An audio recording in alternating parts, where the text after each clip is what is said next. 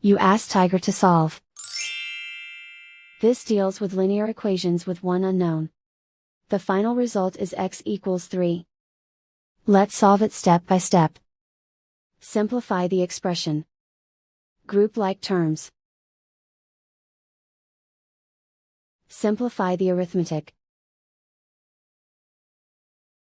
Group all x terms on the left side of the equation.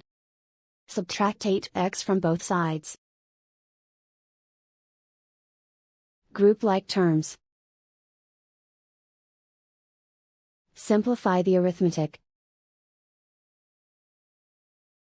Group like terms. Simplify the arithmetic.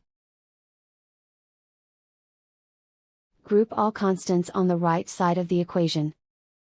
Subtract 5 from both sides. Simplify the arithmetic.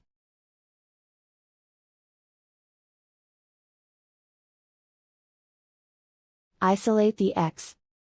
Divide both sides by -3. Cancel out the negatives. Simplify the fraction. Cancel out the negatives.